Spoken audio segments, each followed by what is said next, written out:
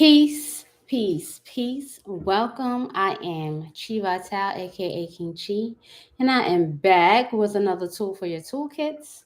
Welcome, welcome, family. Shouts out to the HOC. Shouts out to the Colt College gang gang. How are you? How are you, my light beams? I am so glad to be back. Today, I'm going to be going over our first part in meeting our celestial family and becoming in tune with our planets. We're going to be beginning with the moon. Hey, hey, what's going on, Amy Freeman? Peace, seeded fruit. Nice to see you, darling. Thank you, Amy. Thank you, thank you, thank you. It's always a pleasure to see my light beams in the building. Bliss, Cheryl, nice to see you. Nice, nice, nice. So for this lesson that we're starting today, don't forget to thumbs up this video and share it amongst your family, your friends, and Facebook neighbors. So they can get some of this information for themselves. What I'd like for you to do is I would like for you to use the alien emojis because you all are going to be tapping into the part of yourselves that recognizes your connection, your genetic connection with each of these planets. Okay? Meeting your galactic family through your deeper understanding and relationship with each of these planets. So, if you're ready for these lessons, please press 1 in the chat and let me see you light the chat up with the alien emojis. Aliens, aliens. Is you an alien or an alien?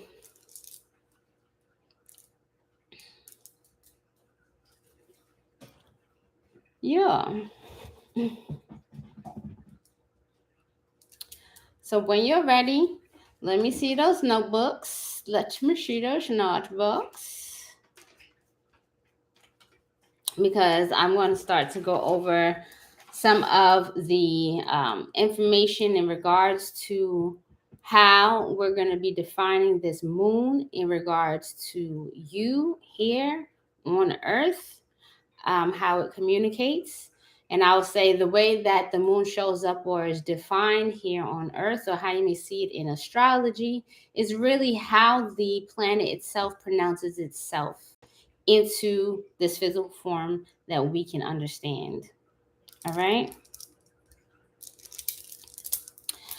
Because long time ago, when the study of astrology was developed, the way for us to understand or to categorize how each of the planets present themselves and what house and how they shift by homes and their relationships next to other planets is that the planets themselves actually have their own voices and they can show and teach us directly how they pronounce themselves.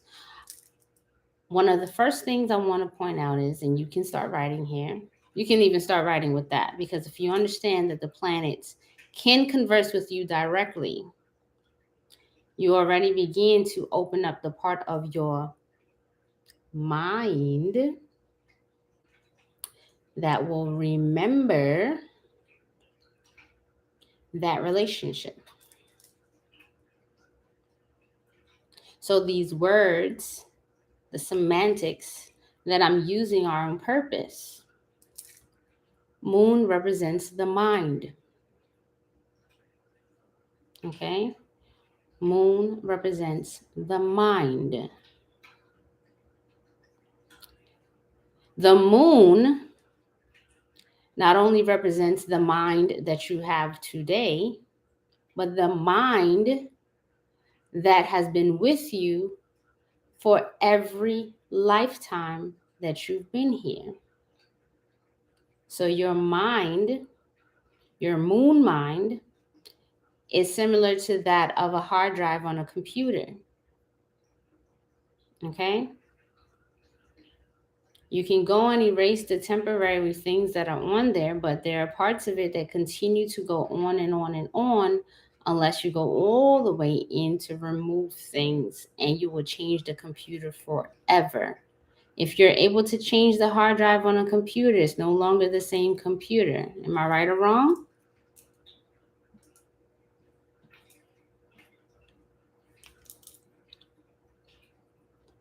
So when we have these experiences like dreams, okay, and we're like, wait, I'm recollecting information from, like, I had some other lifetime that I was a gypsy, or I had some other lifetime that I was a samurai, or I had some other lifetime where I remember being a dolphin. These memories are all stored in the moon body, okay? So they're real. Those are the memories of every lifetime. So imagine why we are beginning this journey with the moon, because the moon is responsible how you respond or you react now to your experiences in this lifetime.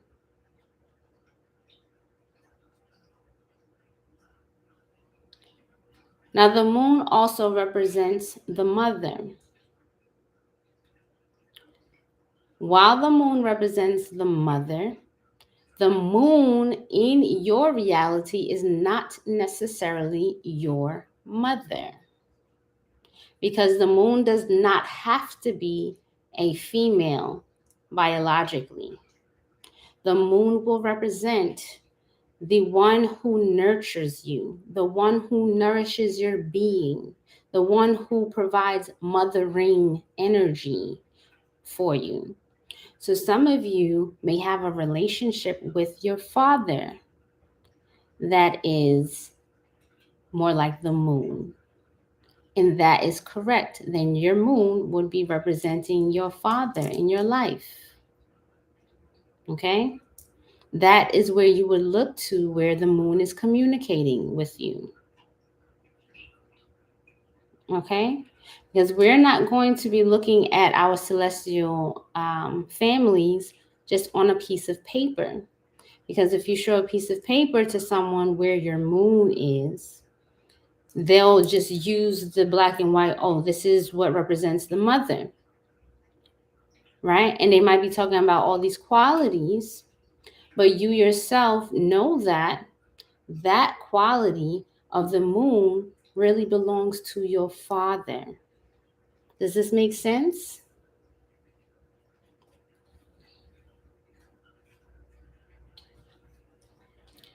So while you're doing this work and you're activating this moon quality, and you're balancing it, and you're talking to the moon, if your father is still around, for those of you who have, whether it's your father, your mother, your grandmother, an auntie, someone who represents the person who nourished you through your life from a child until now.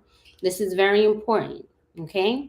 Because the moon has a very, very strong connection to the child, to the baby. To the child comes first, like that type of mothering, that instinctive, protective. I need to make sure that the child has everything. Identify for yourselves who is that in your life. All right. And I want to give you that level of description and characteristic because it would be short-sighted of me to just say that the moon represents the mother. If you didn't have that kind of relationship with your mother, you might miss something from these lessons and not gain more insight when the moon starts talking to you through the person who literally is the moon in your life. Press 1 in the chat if that makes sense.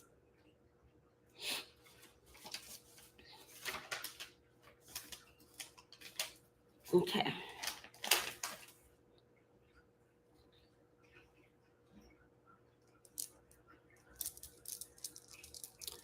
Typically, what we see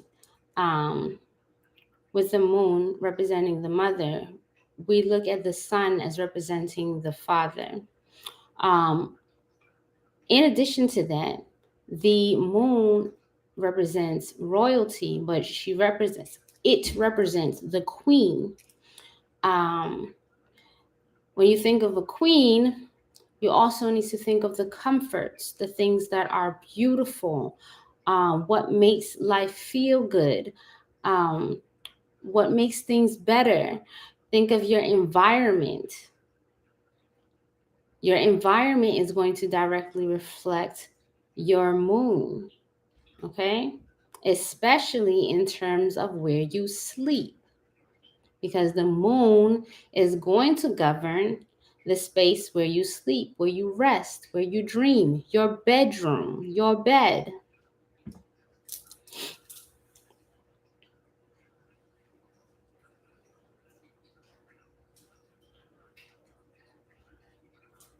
One of the things that are particularly special about the power of the moon when it comes to royalty is that the moon has this soft quality, right? This receptive, submissive quality. And note, submissive, not in the sense of powerless or less power, but submissive in the sense of that is where the power is. Imagine yourselves in a kingdom where the king is the sun. The sun is relentlessly burning and scorching the land.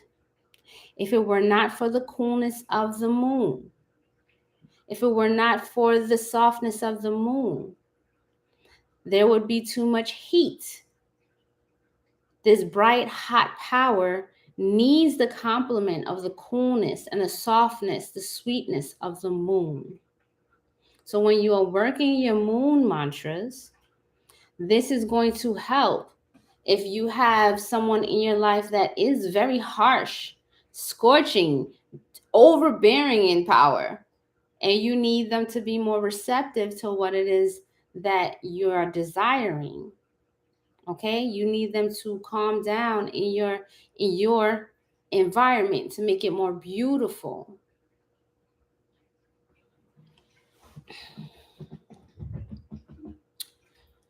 Again, the moon representing the mother, the queen. The moon represents true beauty, the root of beauty, what really makes something beautiful. We often look to Venus for beauty, but in Vedic astrology, the planet Venus is the princess. So if the queen is the moon, the princess gets her beautiful qualities from the queen. So when we look to the moon, we look to what your face looks like and the beauty that radiates from it, from your true beauty. You know, you've ever seen someone who it's like, it doesn't matter what they have on, whether they have on makeup, they don't have on makeup, they might even have scars on their faces, but there's something that shines through them that is just absolutely beautiful, hypnotizing, bright, sweet. That is the moon. Press 1 in the chat if that makes sense to you. And it can be a man or a woman, okay? A man or a woman. There's a beauty, an inner true beauty that shines through. And where we experience the moon in people's faces is through the eyes.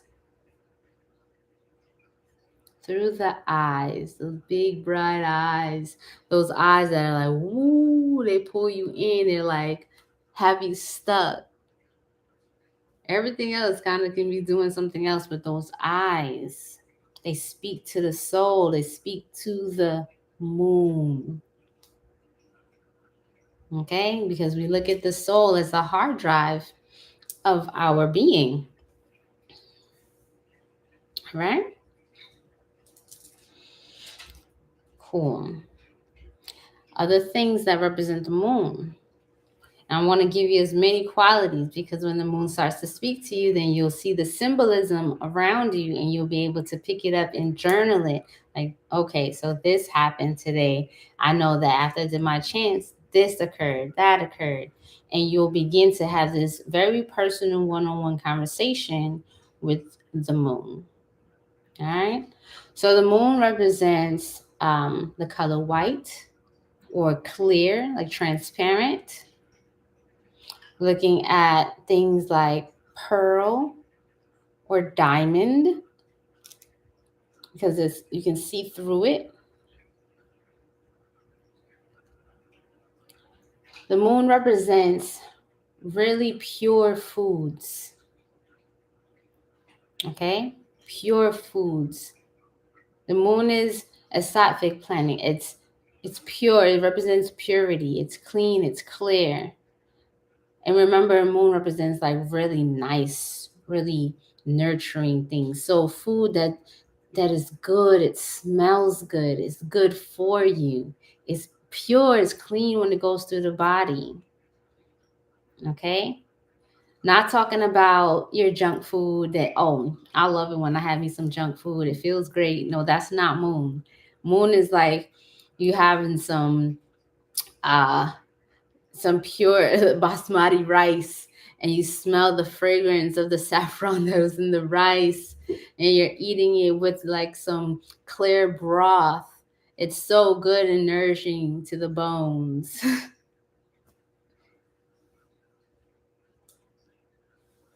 Yeah, that makes sense? Okay. So here's the other part, right? The moon representing the mind also is the basin or the trash bin, the basin for everything that you've experienced. So it does not filter out the good from the bad things you've experienced. It has everything there. And so when we talk about how this moon may be afflicted within your alignment, it goes to show how the moon can be, I want to use the word like a lunatic, lunar, ever changing, up and down, up and down, up and down, like a stock market, which is another representative of the moon. Okay.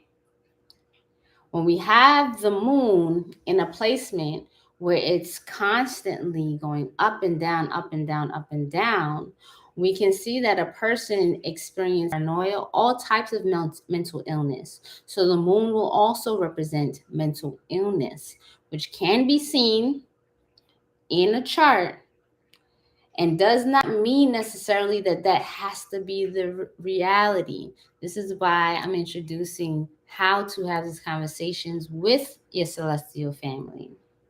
Because when you came here, you could very well have a placement where the moon or your hard drive just remembers your lunacy and you will repeat it unless you address it.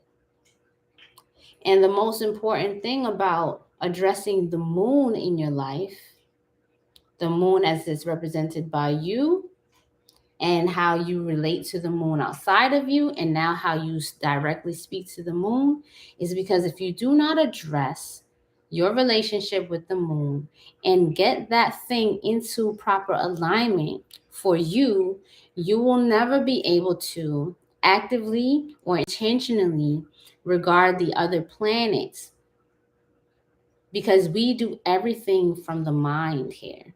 Okay? We do everything from the mind.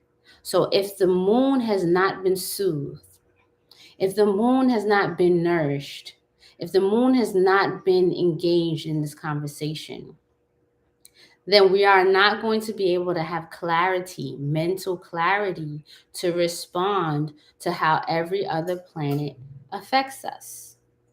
Understand? So I'm having you all start here with the moon so that all of the work following it will be effective and in a good way, because it can have an effect. All of work can have an effect, It does not necessarily guarantee that it's going to be a good one. So I want us to work in such a way that it will be good and beneficial to you. Okay? Let me see. All right. Just want to make sure if there's anything else regarding the moon. The moon also represents your emotions. Okay? Moon representing your emotions. Same thing. It follows a rhythm.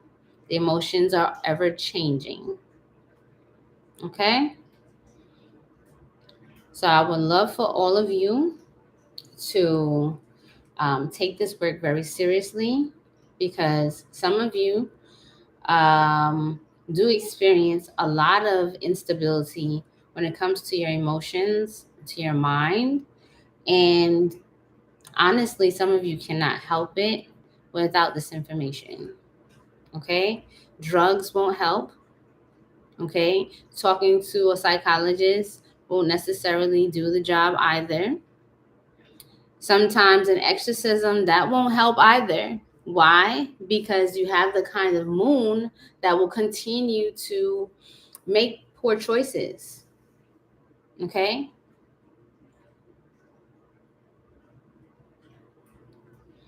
And making poor choices from an unstable mind, it's just going to continue to afflict you in a very negative way.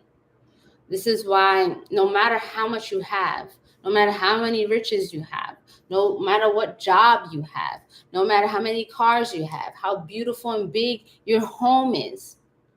You ever seen someone who has it all, but their moon is out of place, so they destroy it all? They pack their beautiful home with a bunch of crap that they don't need. They spend all of the money. They ruin their relationships. And so it does not matter. You have to have the moon in check. You have to have this conversation with the moon and invite it in these very sacred ways. Okay? So for beginners, before we get into the Gayatri, I want you to warm up the sounds within your being for the moon. And we're going to start with a very simple mantra discipline, which I'm going to put in the chat now. I put the words in the description box below the video. I'm going to give you the formula right now. Okay? So you're going to do each sound 11 times. Om, SHRAM, SHRIM, SHROOM,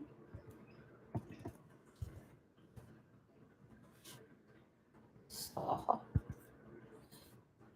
It's not spelled SAHA, but I don't have the keyboard to put the little dot underneath the H, which means it's more of a breath.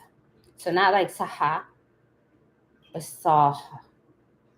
Like let the breath come out. Let me know. Press after I put this in here.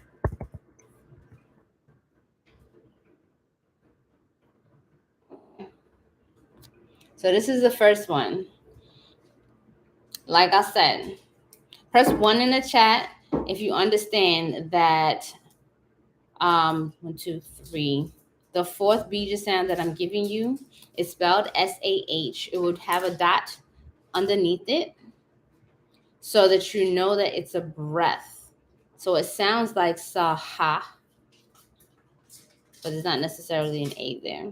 Y'all know I want y'all to always build on your language repertoire and understand that pranayama is a very key component of doing mantras. And you want to be mindful of your breath and how these bija sounds are ingested and vibrate through your body. So you're going to do each of these 11 times. Om, SHRAM, SHRIM, SHROOM,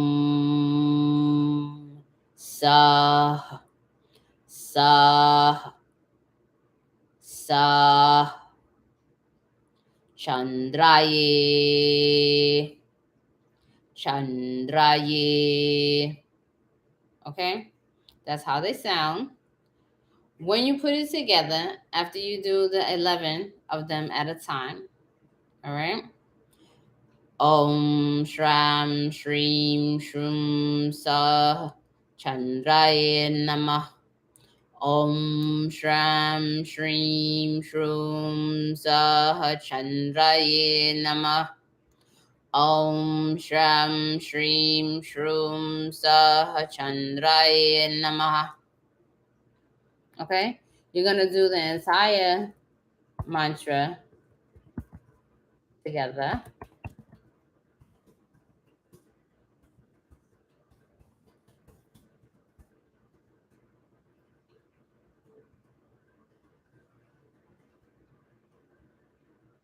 A 111 times.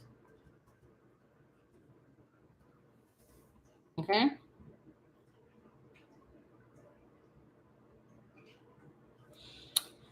And then you have Om SHRIM KRIM. 1 second. KRIM CHAM CHANDRAYE NAMAHA.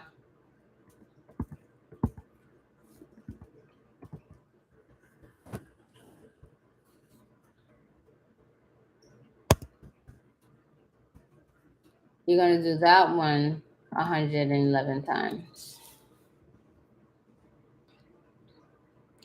Om SHRIM KRIM CHAM CHANDRAYE NAMAHA.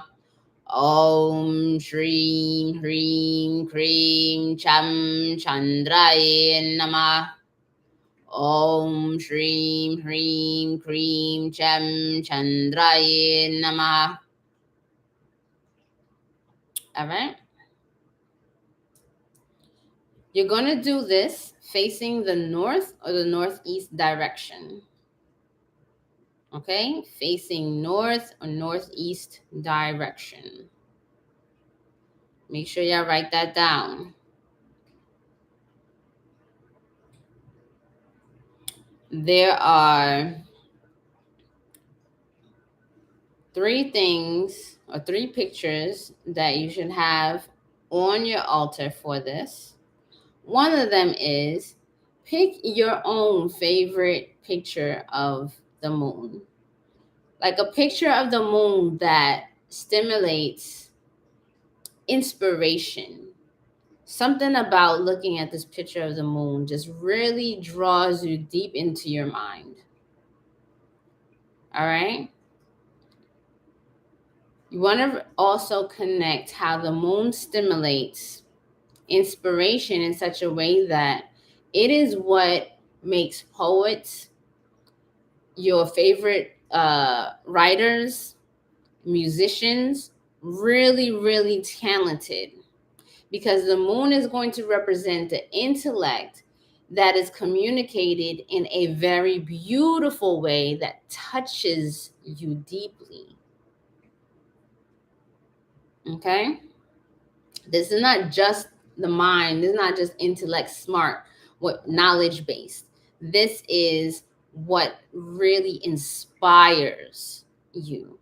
Without a well-placed moon, it's very unlikely that you would have those types of talents where you can be a writer and people are immediately drawn into your writing. You probably won't have the talent of music that absolutely changes the quality of someone's day or their mindset, or can bring 2 people together into a romantic dance. The moon is powerful in its ability to inspire, okay? To inspire from the unseen, okay? So we will go more into depth about the moon and its relationship to us and the benefits of working with the moon. in the Friday's lesson. So I'm giving you this lesson today. I want you to set up your altars. You should have your candles, your piece of silver, your white cloth, and I will post the other pictures that you need to have.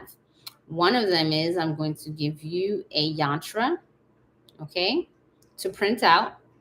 You can print it out. And of course, if you'd like to draw it, you can draw it. All right. And the other is a picture of Shiva. Okay, Shiva, where you see the moon on his head.